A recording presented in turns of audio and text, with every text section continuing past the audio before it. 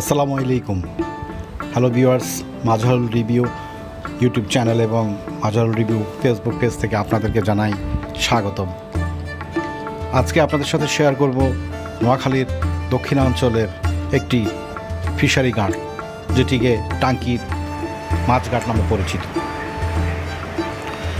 টাঙ্কির বাজার আমরা পৌঁছার পর খুব জোরে বৃষ্টিপাত শুরু হলো, যার প্রেক্ষিতে একটি চায়ের দোকানে আমরা কিছুক্ষণ অপেক্ষা করতেছিলাম। তারপরে বৃষ্টি থামার পর বের হয়ে গেলাম এবং সামনের দিকে আমরা এগিয়ে যাচ্ছি টাঙ্কির বাজারের ঘাটের দিকে, যেখানে নৌকাগুলো থাকে সেখানে যাব। আপনারা দেখতে পাচ্ছেন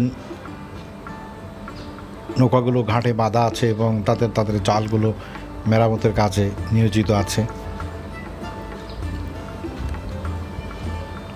এই নৌকাগুলো মেঘনা নদীতে ইলিশ মাছ ধরার জন্য এবং অন্য মাছ ধরার জন্য চাষ করা।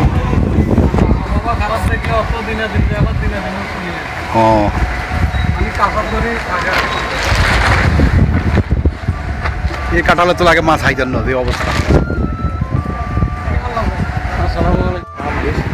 আবহাওয়া তো লাগে খারাপ তুলনামূলক, এই কাঁঠালের মধ্যে মাছ বেশি এই জন্য 7 দিন তো চলে গেছে।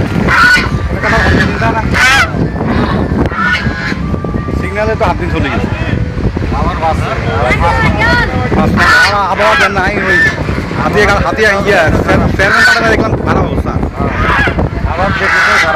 হ্যাঁ, আপনারা দাওয়া তো রিক্স। আপনার কি নৌকার থান নাকি 300 মন আননি? না, এটা দিয়ারা নাম আছে, ইয়ারা হয় আর মানে গভীরে দাঁড়াদা।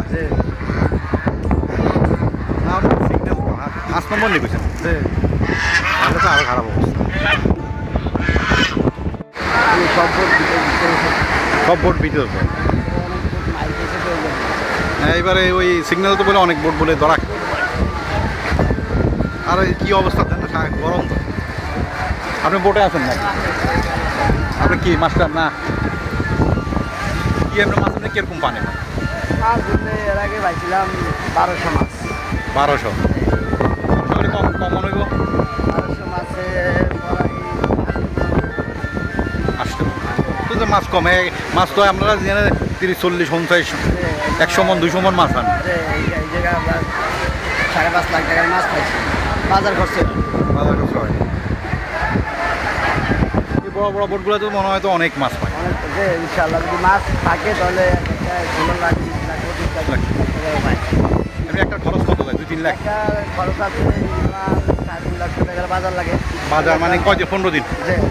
7 দিনের তেলের দাম তো একটু বাড়তে হবে। সব বেশি তো, ডিজেলের দাম তো মেলা বাড়া দিচ্ছে। আপনারা কি একেবারে বঙ্গোপসাগরে যান? বঙ্গোপসাগরে। তাহলে তো কদিন থাকেন? 15 দিন না, 7 দিনের 7 দিনের খাওয়াটা সব হয় না, হয় না। থাকে না। তাকে তো কই তো বরফ প্রায় মাসখানিক থাকে। না, বরফ পুরা হয় না তো, কারণ নেই, পুরা নাই কারণ। আপনার নাম কি? আপনি কি ওই দাদনের বোটে আছেন না নিজস্ব মালিকের বোটে? চট্টগ্রাম এই ঘাটে তুলে ছাড়ে মতির ঘাট। আপনি এই জায়গায় 1 কেজি আলা মাছ 700 টাকার ভিতরে কিনতে পারবেন বা আরো কমে কিনতে পারবেন।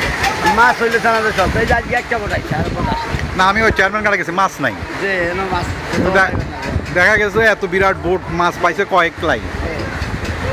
এই বোটটা এই মাছ হয়েছে কি মাছ বাজার খরচাই হয় নাই, সেটাই আর কি। জেলেরা মাছগুলো বোটে করে যখন ধরে নিয়ে আসে তখন এই ঘাটে তাদের ব্যস্ততা অনেক বেড়ে যায়। নৌকাগুলো থেকে মাছগুলো নামানোর জন্য তাদের লেবাররা চলে আসে এবং জেলেরা যে মাঝিরা থাকে, মাছগুলো নামিয়ে বিভিন্ন বাজারে তাদের নিলামে ডাকে তুলে এবং সেখান থেকে তারা বিক্রি করে। এই ঝুড়িগুলো করে করে তারা মাছগুলো গনে গনে তারা মাছগুলো যেখানে যারা দাদন দিয়েছে কিংবা যার বোট, সেই বোট বাজারে মাঝির নিয়ন্ত্রণে মাছগুলো তুলে। এভাবেই তারা তাদের ব্যস্ত সময় কাটায় জেলেরা এই টাঙ্কির ঘাট বাজারে। টাঙ্কির ঘাট বাজার মূলত এটি নোয়াখালী যে চেয়ারম্যান ঘাট রোড, সেই রোড থেকে সে হাতিয়া বাজার রাস্তা, টাঙ্কির বাজার রাস্তার মাথা থেকে আপনি সিএনজি নিয়ে চলে আসতে পারবেন। অথবা যে অটোরিকশাগুলো আছে জনপ্রতি 20 টাকা করে নেয় টাঙ্কির বাজারে। টাঙ্কির বাজার আসার পর এই টাঙ্কির ঘাটটি আপনারা দেখতে পারবেন। এখানে প্রচুর মাছ এখানে এই মেঘনা নদী থেকে আহরণ করে নিয়ে আসা হয়, কিন্তু বর্তমানে যেহেতু আজকে আমি যখন সকালে গেলাম দেখলাম বোটগুলো সবগুলো ঘাটে বাঁধা, এবং এই কাঠের ব্রিজ পেরিয়ে এরা আসলে মাছগুলো উপরে উঠাই নিয়ে আসে। তো যাকগে বোটগুলো বাঁধা ছিল। বেশিরভাগ বোটই ঘাটে বাজারে অবস্থান করতেছে, কারণ 5 নম্বর সিগন্যাল নাকি চলিতেছে, যার কারণে বোটগুলো মাঝ নদীতে মাছ ধরার জন্য যাচ্ছে না। আর এই টাঙ্কির বাজারে তারা এখন বিরতি নিচ্ছে আর কি।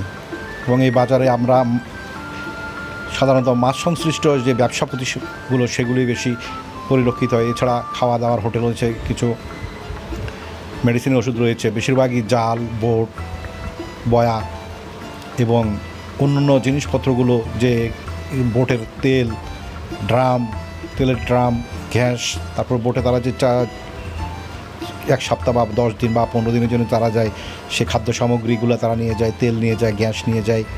এবং বেশিরভাগ এই ব্যবসায়ী সংশ্লিষ্ট এই বাজারটি রয়েছে। তো আপনারা এই বাজারটিতে আসলে আপনারা দেখতে পারবেন যে মেঘনার ইলিশ কীভাবে আহরিত হয়, এবং এই মেঘনায় যে বোটগুলো যায়, জেলেদের জীবন কতটা চ্যালেঞ্জিং সেটি আপনারা অনুভব করতে পারবেন।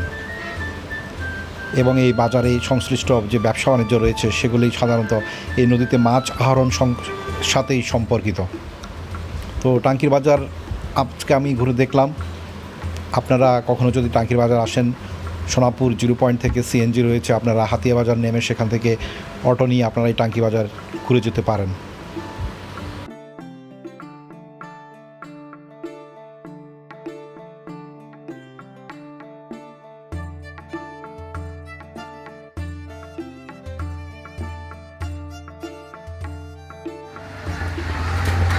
দাদা, টাঙ্কির বাজার কি অবস্থা, মাছঘাট কি অবস্থা, ওগুলো একটু দেখতেছি।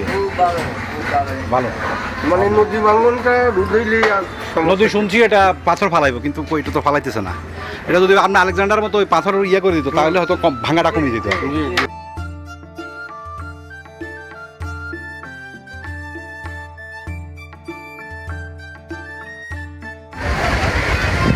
মাজল ভিডিও চ্যানেল থেকে আপনাদেরকে বিদায় জানিয়ে শেষ করছি। চ্যানেলটির পাশে থাকবেন এবং টাঙ্কির ঘাট থেকে বিদায় নিয়ে যাচ্ছি। আপনারা